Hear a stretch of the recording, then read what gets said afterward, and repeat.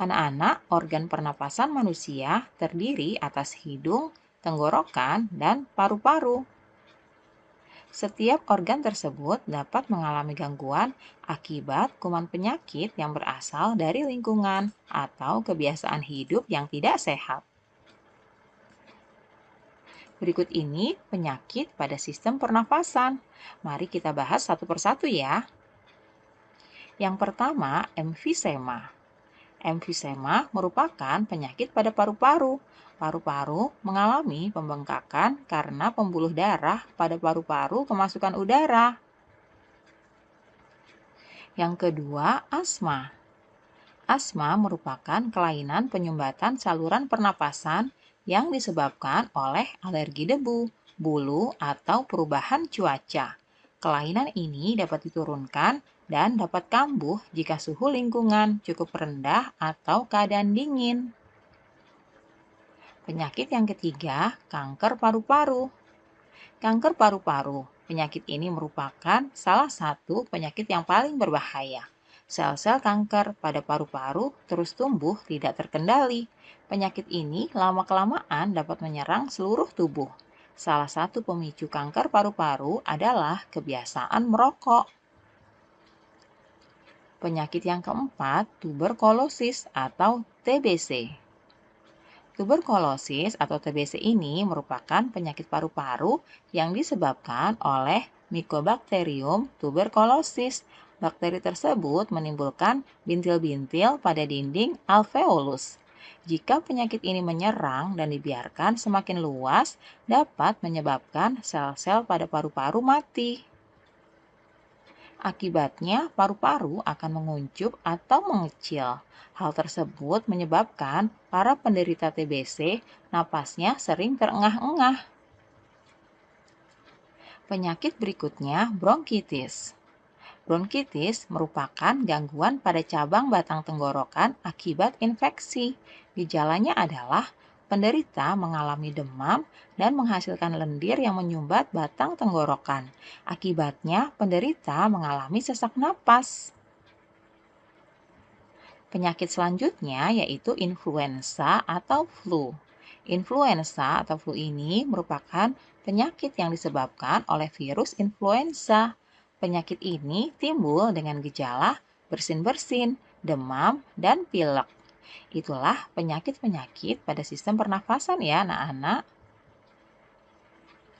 Sekarang mari kita membuat daftar pertanyaan dan jawaban berdasarkan bacaan penyakit pada sistem pernafasan tadi. Nah, kita akan tuliskan dengan menggunakan kata tanya. Tuliskan pula pertanyaan beserta dengan jawabannya seperti pada kolom berikut ini ya. Pertama-tama kita akan gunakan kata tanya apa. Pertanyaannya, apa penyebab penyakit emfisema? Penyebabnya adalah polusi udara dan zat berbahaya yang ada dalam rokok. Kata tanya yang kedua, siapa? Berikut pertanyaannya, siapa yang berisiko besar terkena penyakit kanker paru-paru? Yang berisiko besar terkena penyakit kanker paru-paru yaitu orang yang memiliki kebiasaan merokok. Kata tanya selanjutnya, di mana? Pertanyaannya, di mana terjadinya infeksi pada penderita penyakit bronkitis? Jawabannya adalah pada cabang batang tenggorokan akibat infeksi. Nah, kita lanjut ke kata tanya bagaimana. Bagaimana kondisi paru-paru pada penderita tuberkulosis atau TBC? Keadaannya yaitu paru-paru akan menguncup atau mengecil. Selanjutnya, kata tanya mengapa? Mengapa penderita TBC bernafas dengan terengah-engah?